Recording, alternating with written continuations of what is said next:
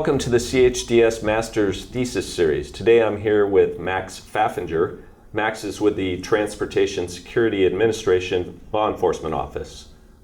Hello Max, welcome.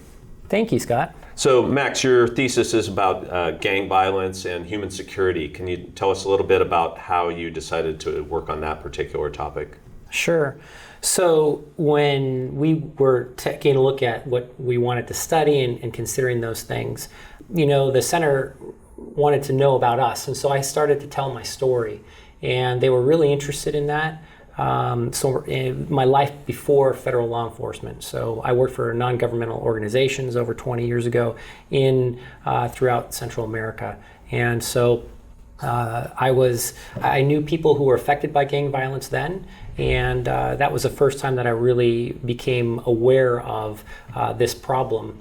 And so then when I became a student here, it was a natural fit. I was asked to think of something that only myself could answer from my personal life experience. So that's how I sort of settled on that topic. Great. So as you went through your research then, what were some of the methodologies that you used to study that problem?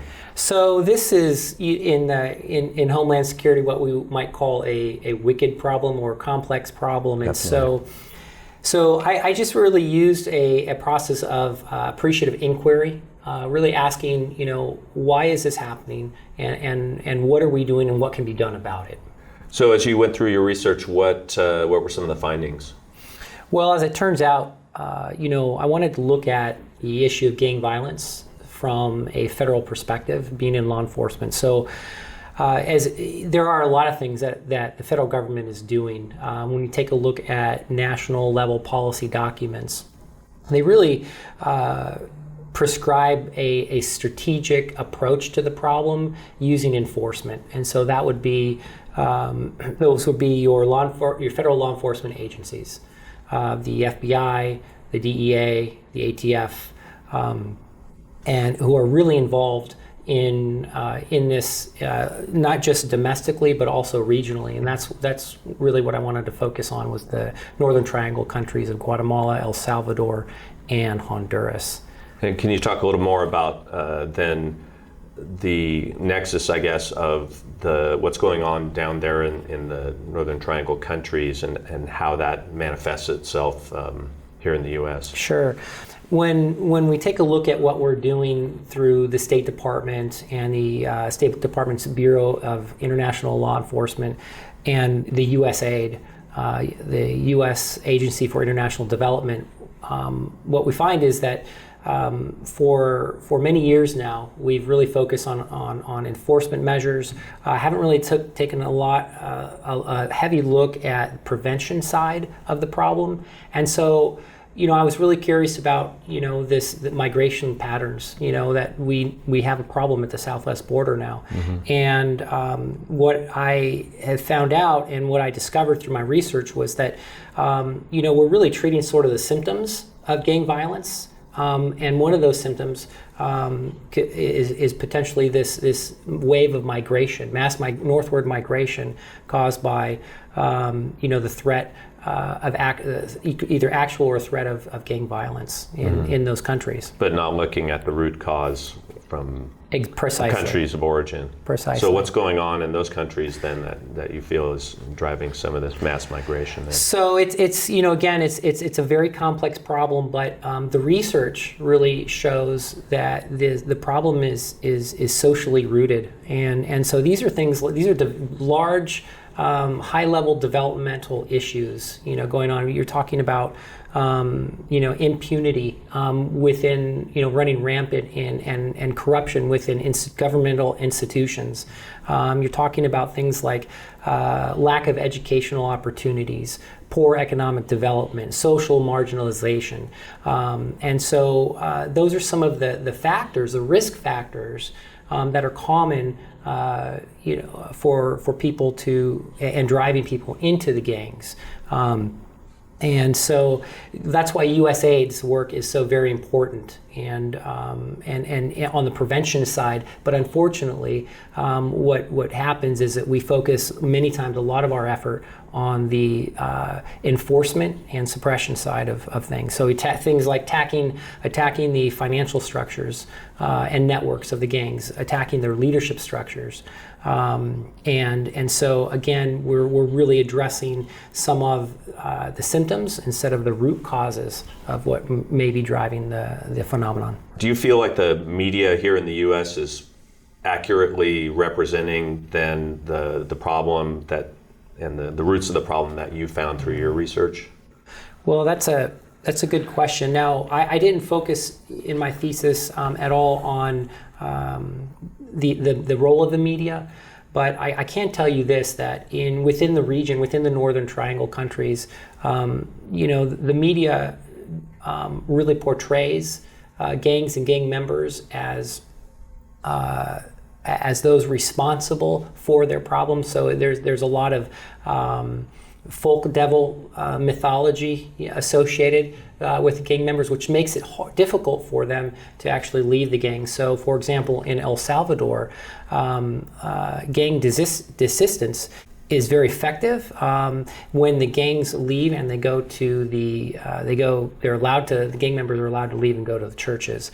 But there's obviously conflict of interest there, to fund those programs that work with current gang members who are wishing to leave and are using, are doing that through non-governmental organizations. Interesting. So as you went through the process of the thesis, were there any surprises that came up in your research? Well, yes, there was. The U.S. we're doing a lot of good things. The enforcement is very good and it's necessary to combat the problem. However, we're really our approach is one-dimensional. So there's a corpus of literature out there that really speaks to a balanced approach. So when you look at a crime prevention spectrum, with prevention and intervention and enforcement, we do a really good job. We're really heavy on the enforcement side, but we don't do a whole lot of investment on the prevention side. And so, the things that we are doing through USAID specifically have been proven to be effective. And so that's where some of my recommendations come into play, that they need to be equally funded through the State Department foreign aid assistance accounts. So, Max, were there any other recommendations that came out of your process? So, yes, I really was talking a lot about rethinking placing gangs like the MS-13 on the list of transnational organized crime lists through the Treasury Department, because that really precludes the U.S. from being able to fund other organizations, civic society organizations that are working with gang members who want to leave the gang. And so really looking at programs that focus on reinsertion of gang members back into society so they can become productive members of society again. So it's really more of I'm looking at a paradigm shift in our thinking about the gang problem, from all enforcement to prevention and enforcement, a more balanced view. We look at some of these thesis topics that are applicable on a local level and wondering how we can expand them to a national or international level.